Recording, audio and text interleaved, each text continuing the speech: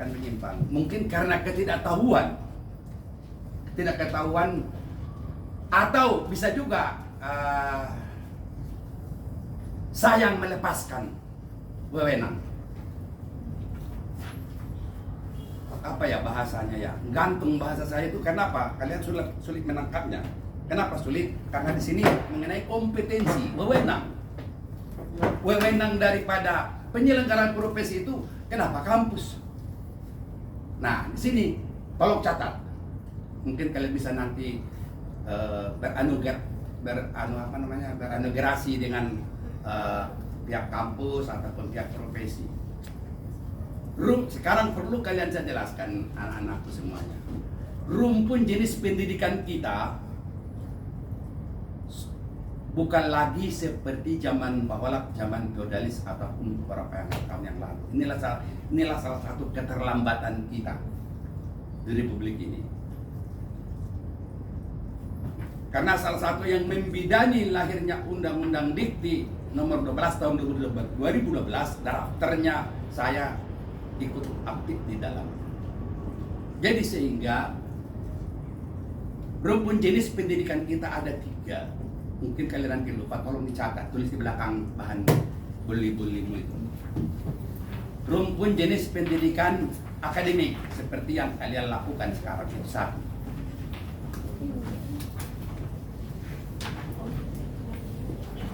Dua, rumpun jenis pendidikan vokasi.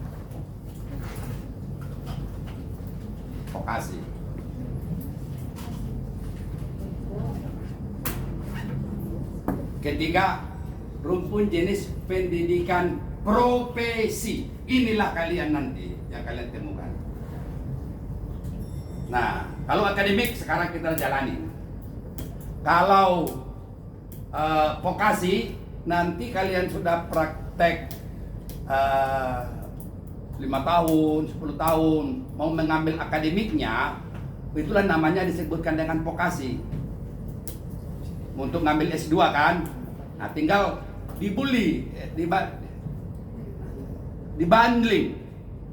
Jadi kalian nanti ngambil S2 keperawatan bukan lagi 2 tahun untuk seperti yang berlaku sekarang. Mungkin ini yang perlu, karena dunia kampus ini juga susah juga sih yang dipakai nih, karena cerita ini kan itu sudah bukan wewenangnya.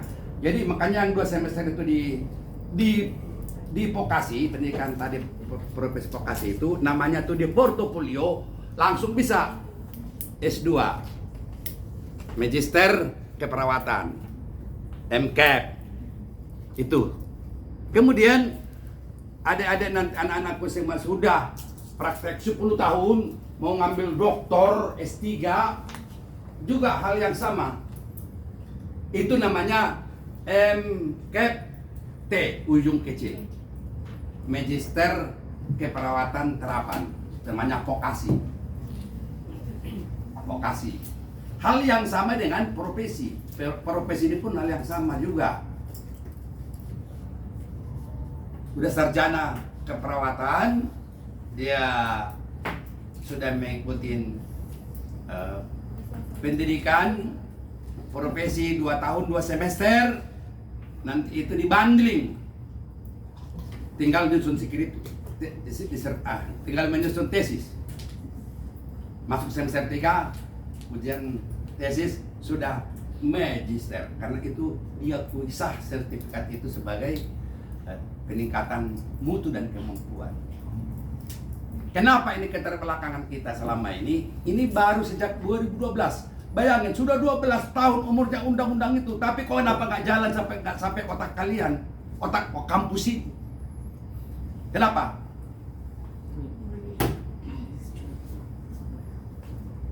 Nah, kemudian pada saat kalian pendidikan profesi, inilah yang terjadi sering. Pihak organisasi, kalau nggak salah PPNI ya? Iya. Apa kepanjangannya? Nah, itu yang sebenarnya menyelenggarakan pendidikan profesi, bukan kampus. Tapi karena ini cerita atau PPNI-nya nggak ngerti, tolong dicatat itu, Badar. Kita suratin itu PPND-nya. Ini yang terjadi masalahnya. Jadi 3 sisi. Sisi organisasi, sisi kampus, terus sisi praktek kalian di rumah sakit-rumah sakit. Inilah yang terjadi, namanya bully. Bully, apa bahannya? Populer bahasanya nggak ngerti lah. Tapi gas perundungan, bahasa kampungku itu perundungan. Misal, izin minum dulu, udah kering kerongkongan. Nah itu, ini yang sering terjadi. Sebenarnya tidak di mana-mana, tidak di kampus. Di kampus mana aja terjadi. Bahkan pengalaman saya sekarang sudah 71 tahun umurku ini. Saya itu mulai dari sekolah TK sampai S3 di Republik ini masih terjadi bully. S3 loh, udah bapak-bapak, udah tua, saya masih dibully-bully juga. Tapi ngambil saya S3 pendidikan di luar negeri, nggak ada itu. Semakin tinggi ilmu kita, semakin kita dihormatin. Antara guru dengan dosen dengan mahasiswanya malah bersahabat. Di Republik ini aja terjadi dibully-bully seperti itu di perundungan. Kenapa? Karena tadi sangat bangga dengan gelarnya. Apa kamu? Saya kan dokter. Waduh. Kalau sudah dokter kepala telinganya segini ini. Aduh. Padahal otaknya kosong. Ini yang terjadi. Kalau bully itu dari zaman bola ada. Saya mengalami. Mulai sekolah TK saya sampai SD, sampai SMA, sampai kuliah S1, S2, S3. Bully itu ada. Yang tadi itu paradigma bagi diri seseorang itu, kalau nanti sudah profesor doktor dia sudah merasa hebat, apalagi di kampus ini, wah saya orang pintar. Betul, negeri ini banyak, bahkan tak terhingga banyaknya orang-orang pintar. Belum tentu cerdas. Cerdas sudah pasti orang pintar. Paham sampai di situ deh anak-anakku? Belum? Belum ya? Saya ini guru ini udah makan kapur, udah si kudang. Saya kan bisa membaca bola matanya itu. Udah ngerti apa belum yang saya jelaskan? Bukan hanya ngajar dalam negeri, luar negeri pun saya ngajar kok. Dari bola mata kalian sudah saya paham. Belum paham apa yang saya jelaskan. Pintar banyak anak negeri ini. Tetapi cerdas sangat sedikit. Sedikit cerdas, tapi bisa membawa amanah. Pintar banyak tapi kebelingar. Pengisi KPK mayoritas semua itu di sana adalah berpendidikan, nggak ada S1 itu.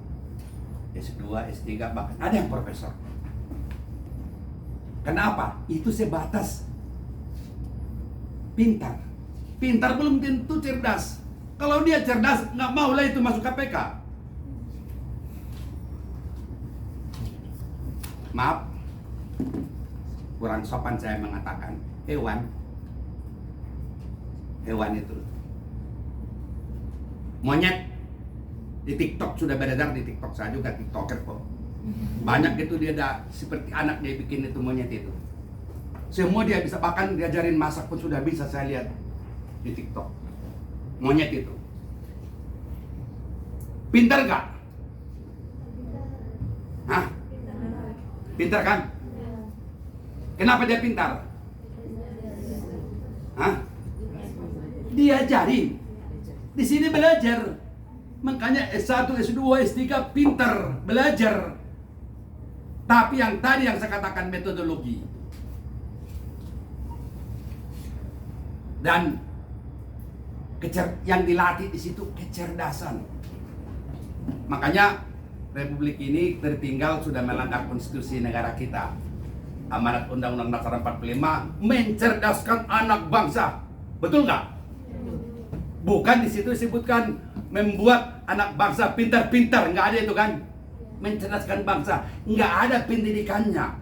Sampai detik hari ini di dunia hukum baru saya menggagas yang namanya Master Advokat. Jadi saya mendidik itu untuk cerdas. Ini ketinggalan kita setengah abad. Undang-undangnya aja sudah ada, nggak mau kok. Kenapa persoalannya ini? Oh, nanti kalau pendidikannya itu profesi, waduh, kita gimana ya? Yang memungut uang manajemen mereka. Inilah yang tidak bisa dipahami oleh semua pihak. Akhirnya yang terjadi seperti baru-baru ini di Semarang ya. Pendidikan dokter ngambil spesialis. Itu yang terjadi. Yang melakukan itu siapa? Fakultas. Apa haknya fakultas memberikan itu? Mestinya PPNI kerjasama dengan rumah sakit. Seperti saya di dunia profesi advokat kerjasama dengan OBH-OBH.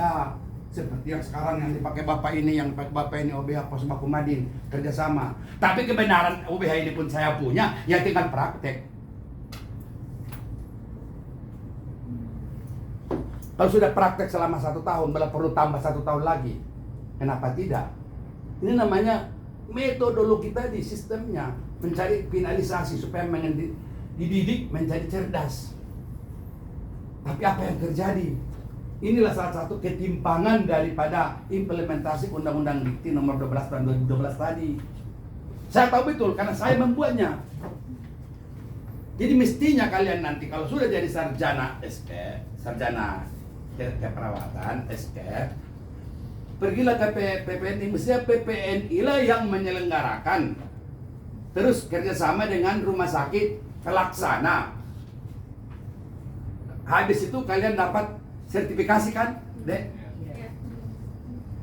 Dapat sertifikasi sudah bisa melakukan pekerjaan di tempat-tempat klinik, tempat rumah sakit, atau di instansi yang lain.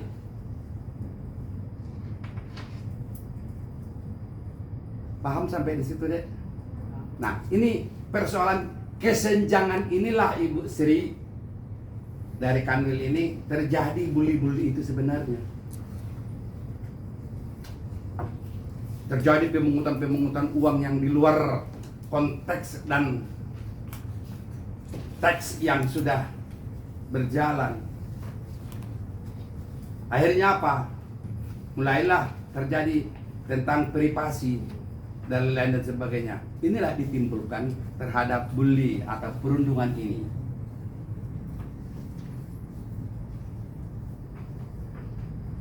Sebagai brainstorming, saya di dunia profesi advokat ini menyelenggarakan pendidikan profesi ini baru tanggal 30 sebulan yang lalu saya memberikan pengukuhan master advokat TPAD. Saya nggak peduli.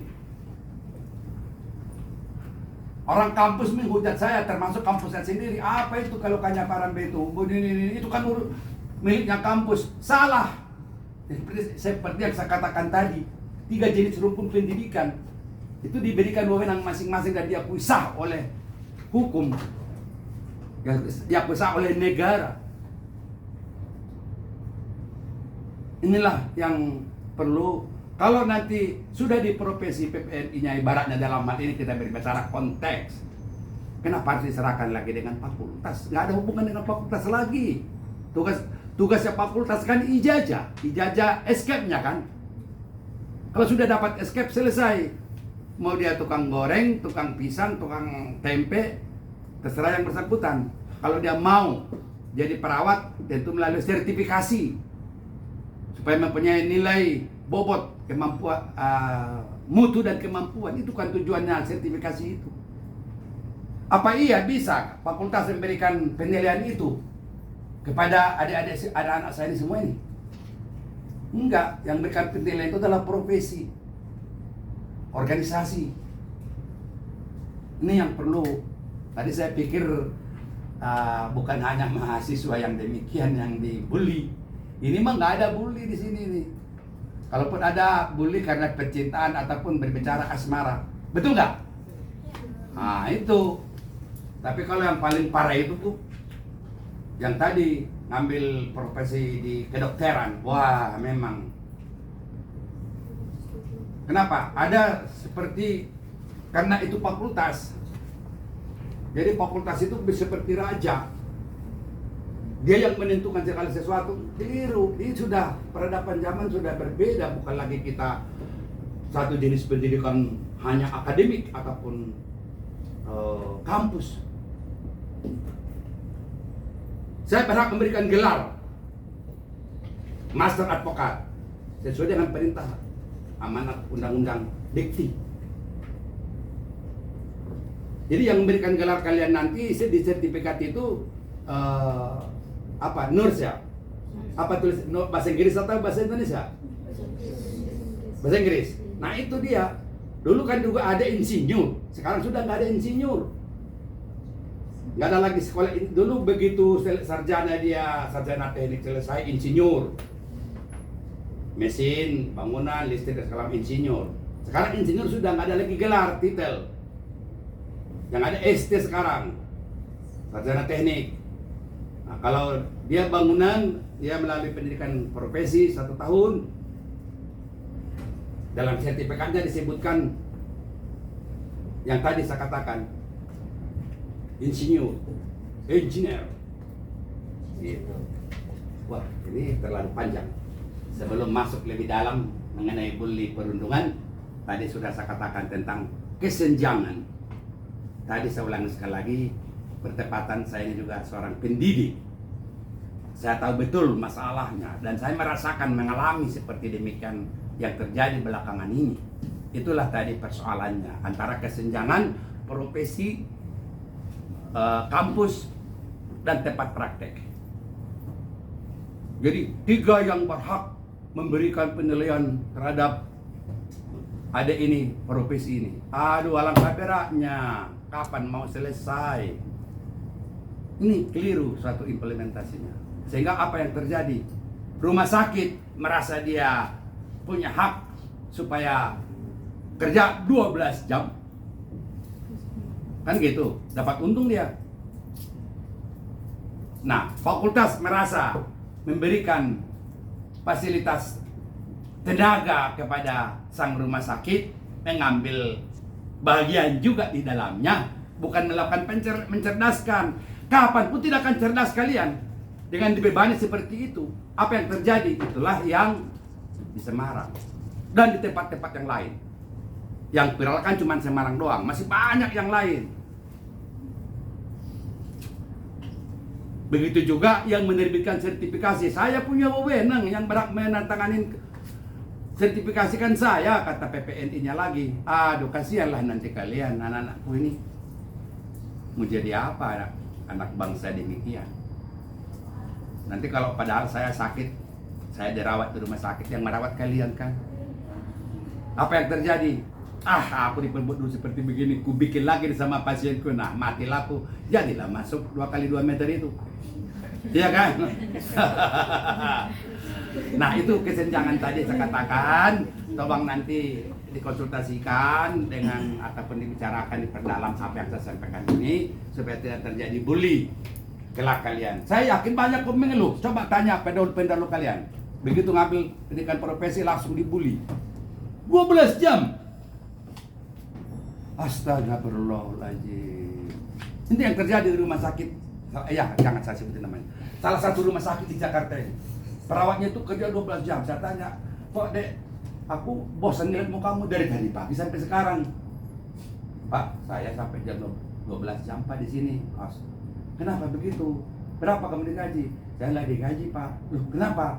Saya di sini praktek. Praktek apa? Ya tadi pendidikan.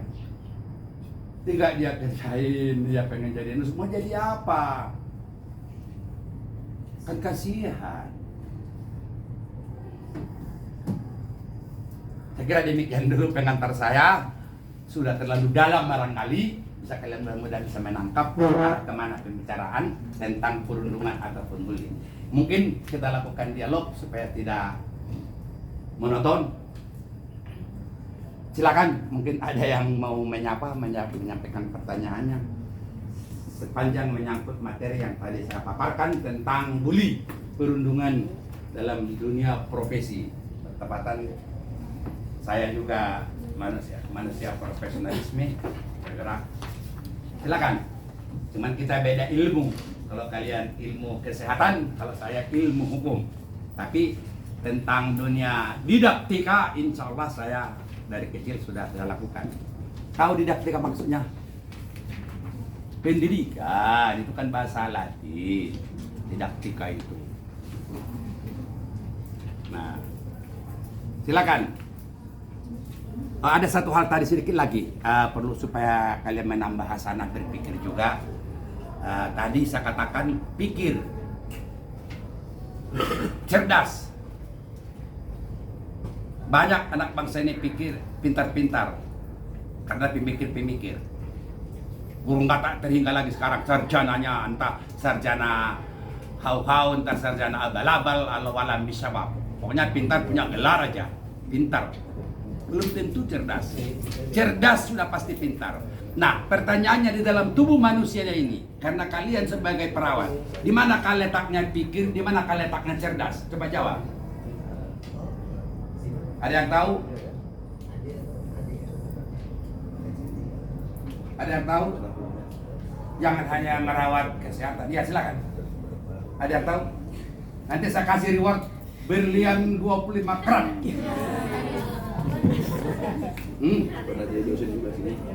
Ayo, ada yang tahu? Nggak ada? Baik. Pikir itu letaknya pada otak. Itulah tadi hewan itu bisa diajar, dilatih. Buaya yang ganas-ganas, macan, harimau, singa dan sebagainya dilatih dari kecilnya sampai dia besar. Dia mengerti apa yang dia perbuat, makan dan sebagainya. Termasuk monyet yang saya katakan tadi, bisa disuruh mutar kelapa, masak dan segala macam, bawa kayu dan sebagainya, bisa disuruh. Maksud saya itu namanya pikir yang dipakai, otak, karena mereka punya otak. Nah, terus kemudian cerdas itu di mana? Di mana letak cerdas? Ada yang bisa jawab?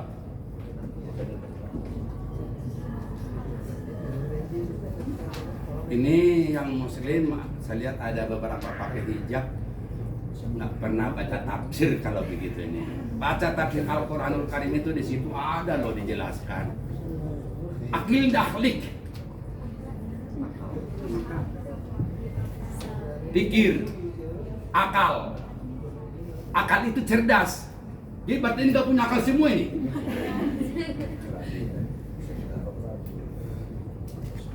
Nah, inilah yang dikatakan tadi, saya katakan kecerdasan. Akal. Bedanya hewan dengan manusia. Manusia diberikan pikir dengan otak yang ada di kepalanya mereka itu. Akal tidak punya. Tidak diberikan, Allah tidak memberikan akal kepada hewannya. Makanya tidak bisa membedakan mana yang baik, mana yang buruk. Sepanjang dikasih makan dia kenyang, oke, aman. Tapi nanti anjing itu kalau lapar apapun, bahasanya mau siapapun dimakan sama dia. Itu namanya tidak punya akal. Nah, apakah akal kalian sedikit? Nyatanya tadi belum cerdas. Disinilah perlu diberikan kecerdasan kepada profesi yang kalian tekuni. Kalau nanti nggak cerdas, bagaimana? Sedikit-sedikit nanya. Berarti sama dengan yang jadi hewan lah. Jangan. Ini perlu diberikan kecerdasan. Maka saya katakan tadi, pintar belum tentu cerdas, cerdas sudah pasti pintar. Jawabannya apa? Kalau orang-orang KPK yang koruptor itu semua, kalau mereka cerdas, nggak mungkin dia mau lakukan itu. Tapi yang dipakai itu pikir. Pikirnya nanti kalau aku korupsi belum tentu ketangkap. Kalaupun aku nanti ketangkap, ya masuk penjara 5 tahun. Aku kasih udah beres semua, aku punya sekian hartanya. Padahal disita oleh negara. Akhirnya ada setengah gila. Kenapa? Antara akal dan pikir dan akal tidak nyambung. Makanya kalian sebagai calon perawat, sebentar lagi mungkin kalian, ini sudah semester berapa nih? Nah, apalagi semester 7, tinggal menyusun skripsi kan. Nah, tahun depan, tahun 2025 sudah jadi nurse. Yang ku cinta, yang ku sayang cuma 2 di muka bumi ini. Guru dan perawat. Bukan dokter, Bang. Dokter jahat itu. Semua organ tubuh manusia dibelah-belah tapi kalau perawat kan enggak. Pertama psikologis. Belajar ilmu psikolog kan? Itu dia. Tapi bagaimana sih jelek-jelek apapun itu wanitanya saya lihat, kalau dia berpakaian nurse, aduh, hatiku langsung. Kenapa? Karena saya dirawat hampir 100 hari. Diselamatkan oleh perawat, bukan dokter. Dokter kan hanya mengobati saya kesembuhan dari penyakit kan perawat. Makanya aku cinta, aku sayang setiap ketemu nurse.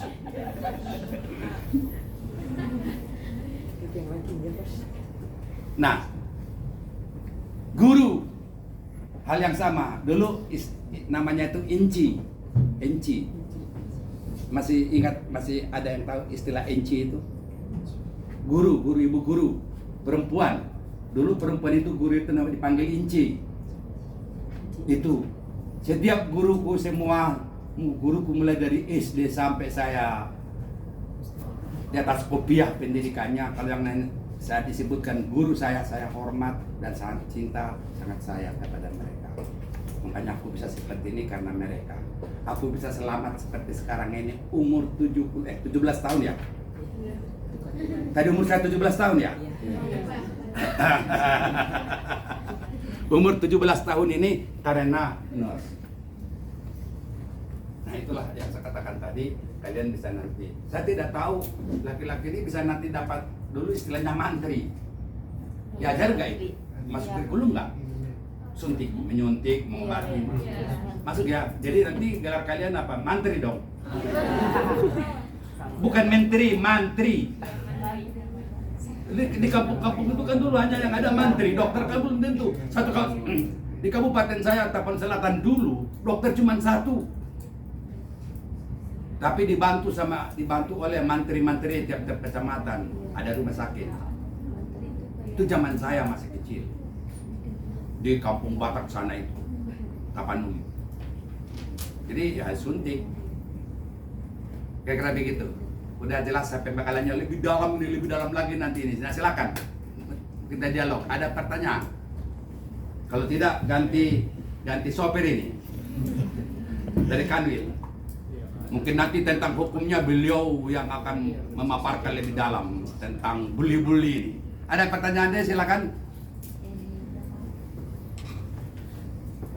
Nggak terasa 1 jam paparannya ya.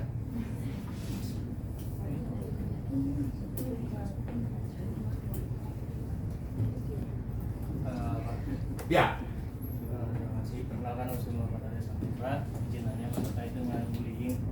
Kan udah nggak sedikit dari korban bullying juga nggak men-share tentang kasus tersebut ya Pak. Karena takut nggak banyak juga yang diancam atau mungkin diintimidasi oleh si pelaku. Senior mentor. Si pelaku. Senior mentor namanya. Senior mentor, bahwa mereka bilangnya orang tua saya ini loh, orang tua saya misalkan contoh orang tua saya DPR atau mungkin orang tua saya polisi, makanya mereka berani untuk melakukan tindak bullying tersebut. Nah, sebenarnya apakah ada nggak sih Pak hukum yang memastikan bahwa korban tersebut jika memang melapor mendapatkan perlindungan dari si korban ataupun dari orang tua tersebut? Udah, itu aja. Terima kasih. Yang lain? Ada yang lain? Atau satu dulu saya jawab? Saya jelaskan. Ada deh, itu dilindungi. Makanya sekarang inilah tujuan kita datang ke sini itu memberikan penyuluhan kepada kalian.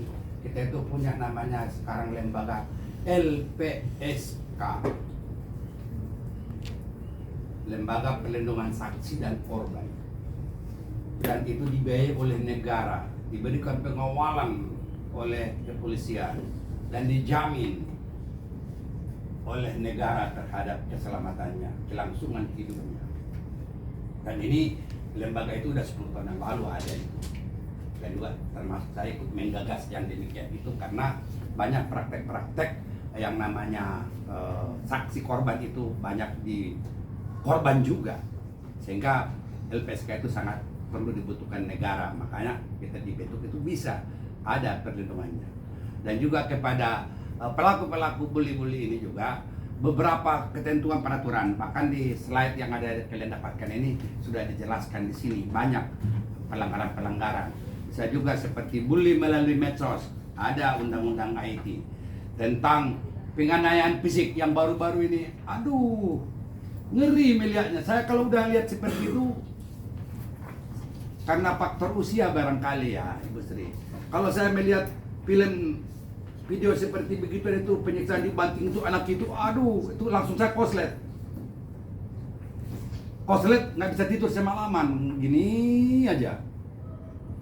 Udah koslet itu ya faktor usia barangkali ya, faktor usia saya. Jadi nggak bisa lagi melihat hal-hal yang sadis-sadis seperti itu. Nggak bisa. Nah, di situ pun ada diatur segala sesuatunya, sehingga kelangsungan daripada pendidikan tinggi kita ini dapat terselamatkan, berhasil guna bagi nusa dan bangsa, sehingga nanti banyak kita menemukan menghasilkan cerdas-cerdas, tidak lagi seperti sekarang hanya mengejar selembar kertas yang namanya ijazah, begitu bergelar tapi otaknya kosong, tidak bisa ada kemampuan. Makanya itulah undang-undang itu membuat mencerdaskan anak bangsa. Oleh karenanya apa pertanyaan ada itu ada, nggak usah takut. Ada terjadi bully, langsung lapor. Langsung ke LPSK dulu, nanti LPSK mendampingin si korban melaporkan kepada pihak berwajib untuk ditindak hukum. Begitu adik ya. Sudah ada lengkap semua, tidak ada masalah itu. Bahkan terkhusus lagi, sayang sekali kamu laki-laki. Coba kalau perempuan, ada lagi tambahannya. Ini gender ini pun nggak bisa mengajukan pertanyaan yang lebih baik, tapi namun begitu saya lengkapi pertanyaan itu. Apalagi untuk perempuan, kan ada PPA kita sekarang, Undang-Undang PPA, Perlindungan Perempuan dan Anak. Nah contoh, nah ini karena saya jahil, satu, karena saya ego, dua, karena saya cinta ataupun terbelenggu hati dengan adik yang cantik itu, hijabnya saya buka, saya rampas. Itu sudah bisa dilaporkan kepada pihak berwajib.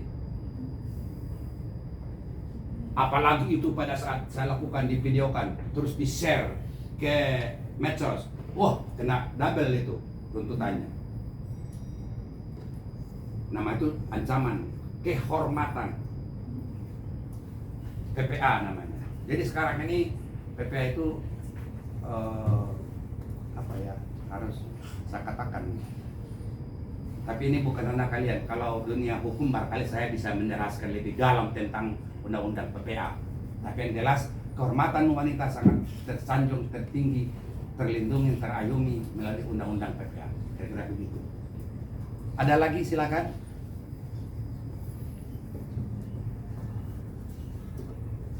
Mengenai dunia pendidikan kita ini, yang sebentar lagi kalian tahun depan sudah masuk pendidikan profesi. Mungkin ada yang perlu saya perdalam supaya tidak terjadi bully-bully nanti. Tolong itu tadi yang seperti saya jelaskan, jangan sampai nanti kalian dipekerjakan 12 jam. Jadi kerja bakti 1 tahun tanpa pamrih. Itu sih enak kalian 1 tahun. Saya bertahun-tahun, entah berapa puluh tahun, sampai sekarang saya masih berbakti kepada nusa dan bangsa. Masih saya menolong praktek hukum namanya pro deo pro bono tanpa dibayar oleh siapapun. Banyak kita bantu. Semua itu kan ilmu adalah untuk pengabdian. Begitu. Silakan, mungkin ada lagi pertanyaannya. Adik-adikku semuanya. Ada aja lagi. Anak-anakku lah. Atau cucu saya. Ayo silakan. Yang cewek dulu. Tadi yang cowok sudah. Yang cewek mana nih? Apa yang perlu kita perbincangkan? Pengantar paparan tentang kegiatan kita penjualan hukum Dunia kebenaran saya di dunia pendidikan juga, makanya saya bisa menjelaskan seperti demikian itu. Tidak hanya sekadar hukum saya kuasain, tapi dunia pendidikan pun insya Allah saya bisa paparkan, jelaskan. Silakan Dek. Apa aja pokoknya, yang penting apa yang kalian belum paham saya jelaskan. Dunia pendidikan, dunia hukum, silakan.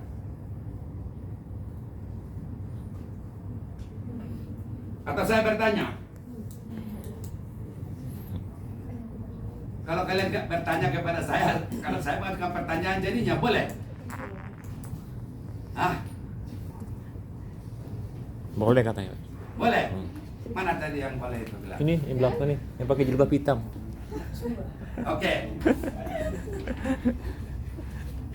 Menjalankan profesi pengabdian ini kepada masyarakat antar sesama manusia sebagai ilmuwan ataupun akademik, sikap apa yang pertama dilakukan? Silakan. Sikap. Ini loh, ini kan saya sudah jadi nurse nih, ataupun pembantu dokter apapun bahasanya, ya kan? Nah, terus datang si pasien, sikap apakah seorang nurse menerima yang demikian itu? Silakan. Iya. Kenapa Dek? Ramah. Sikapnya? Ramah. Terus lanjut. Melayani dengan baik. Melayani dengan baik. Ya, lanjut. Itu lumrah semua itu yang kau katakan. Ramah, melayani dengan baik. Lumrah itu sudah kalau bahasa prokemnya itu sudah apa namanya? Sudah lumrah itu. Coba sikap yang seorang nurse, seorang sarjana, seorang kalian orang ilmuwan. Sikap itu sudah selesai, itu jawabannya. Sikap profesional.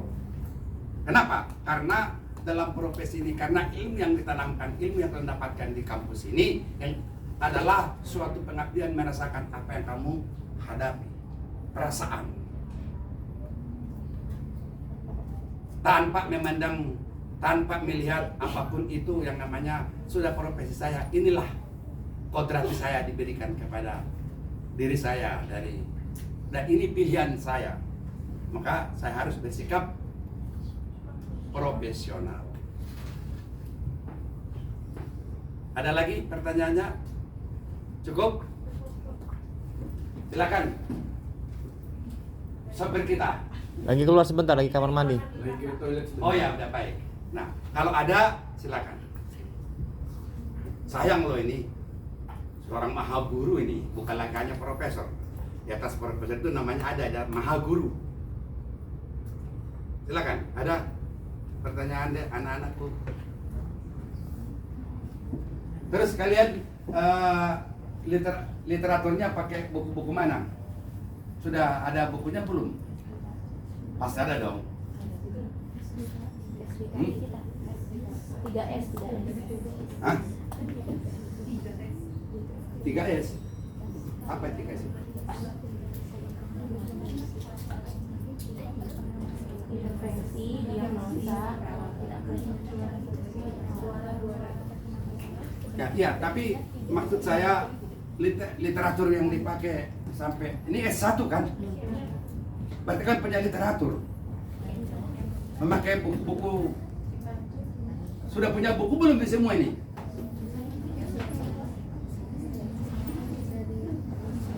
Hah? Iyalah, itu kan sudah pokok itu. Allahu Akbar. Anak-anakku sekalian, ilmu apapun di muka bumi ini, semua itu sumber ilmunya adalah buku. Jadi kalau kalian ini nanti sarjana nggak punya buku, sarjana apa namanya? Ilmu apa saja, mau eksakta, mau sosial. Kalau nggak ada punya buku, referensi-referensi, kita kan tadi kan sudah katakan, kita ini kan diajari berpikir. Mulai dari sekolah TK sampai S3.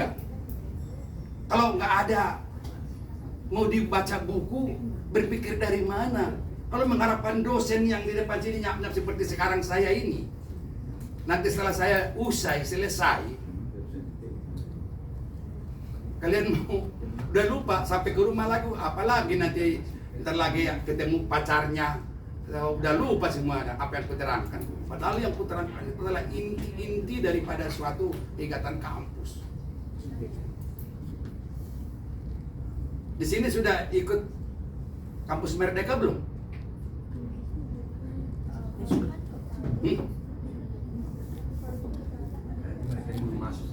Belum masuk.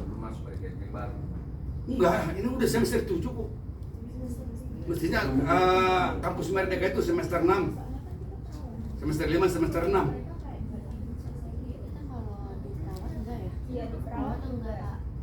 Enggak, apa itu? Nggak ada kampus Merdeka. Nggak ada.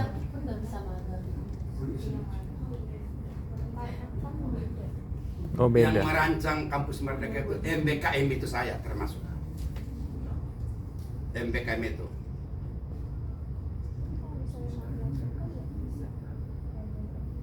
Merdeka Belajar Kampus Merdeka.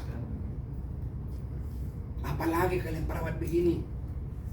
Apalagi yang punya buku, lantas apa yang kalian pelajarin? Hanya ngoceh-ngoceh aja. Cobalah dicari literaturnya yang demikian itu sehingga nanti kalian bisa cerdas.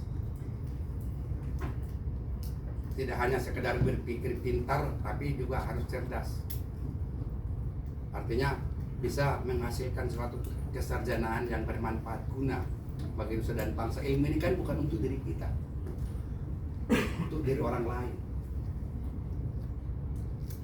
Coba itu nanti literaturnya dipakai tuh. Itulah persoalannya sekarang ini, sehingga tidak ada suatu SOP, suatu standarisasi, suatu patokan di dunia profesi apapun itu namanya, apalagi di kedokteran spesialis itu nggak ada tolok ukurnya. Kalau nggak ada tolok ukurnya, lantas seenak-enaknya mentor dong, seenak-enaknya dosen dong. Apalagi dosen-dosennya itu sudah, dok, saya ini dokter loh, tapi otaknya tolol, botol. Ini yang susah. Tapi kalau kalian punya buku, punya literatur. Kalau tadi kalian di kampus ini sekarang disebutkan dengan literatur.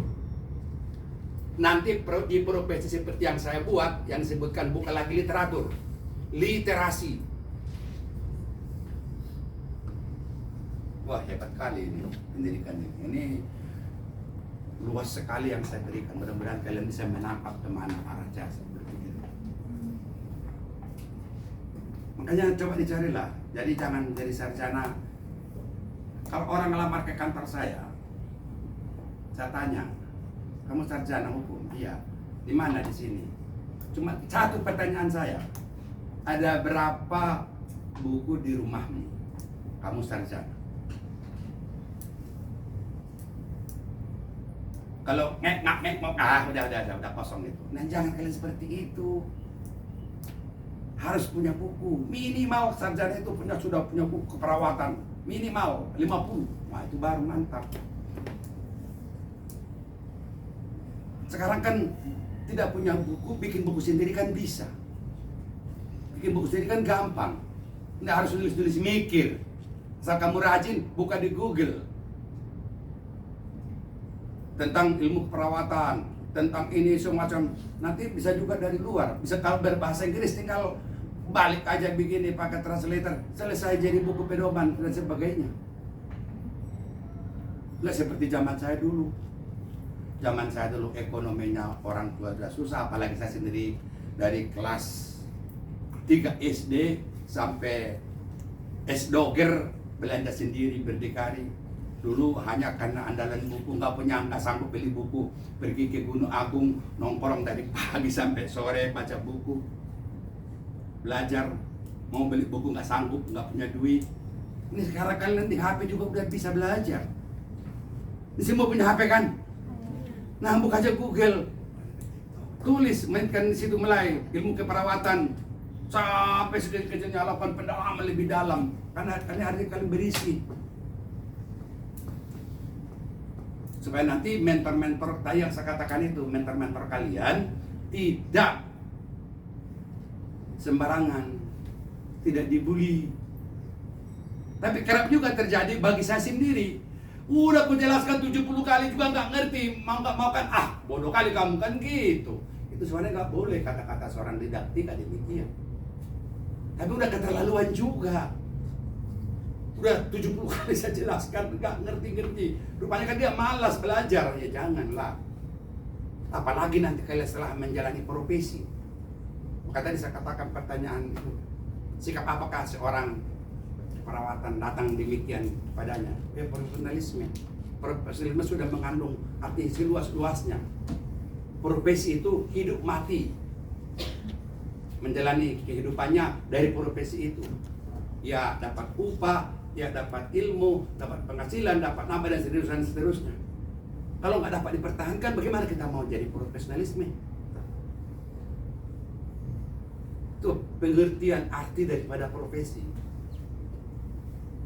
Hidup matinya kita di situ seperti saya, seorang advokat. Hidup mati saya di advokat ini, alhamdulillah sudah 50 tahun dari sini. Tentu saya temukan banyak segala macam rupa ragam dalam kehidupan manusia ini. Tapi memperdalam ilmu hukum tentunya. Karena saya bisa mencuap-cuap di sini seperti itu. Tidak hanya sekedar dunia keadvokatan, juga ilmu lain saya akan pelajari. Demikian, adekku sudah nggak ada lagi. Cukup? Wah, segar. Silakan oper sopir dulu kita. Ini 7 tahun yang lalu.